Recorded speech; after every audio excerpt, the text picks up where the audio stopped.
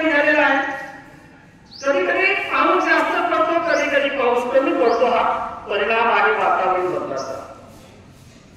आपल्या परिसरामध्ये आपण पाहतो की शेतकरी जे आहेत मोठ्या पाण्याचा उपसा आहे, पाण्याचा उपसा करत आहे.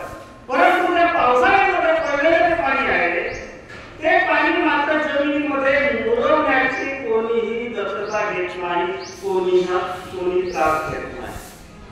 बरोबर.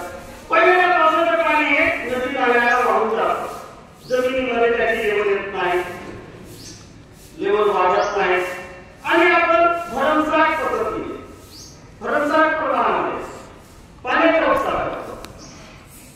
मग शेतीला जेव्हा पीक जोमामध्ये येतो, पाण्याला लागतो आणि जेव्हा काढण्याची येतो त्या कालावधीमध्ये मात्र जेव्हा शेतकरी आपल्या बोरमधून किंवा विहिरीमधून पाणी काढतो तेव्हा सांगतो की माझ्या विहिरीला पाणीच नाही, माझ्या बोरला पाणीच नाही, तर मी तुळतुळ बोर चालवतो.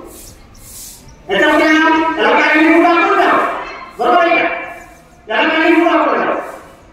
आपण जमिनीमध्ये पाणी निवडलं नाही तर पाण्याची पातळी वाढेल का? पाण्याची पातळी वाढणार नाही. बरोबर आहे. म्हणजे एकंदरीत आपण सर्व दक्ष असायला पाहिजे, सतर्क असायला पाहिजे.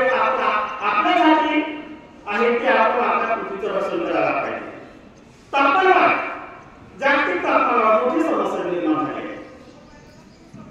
जवळजवळ या पृथ्वीवरती 93% बर्फाच्या स्वरूपामध्ये पाणी आहे. 93% बर्फाच्या स्वरूपामध्ये.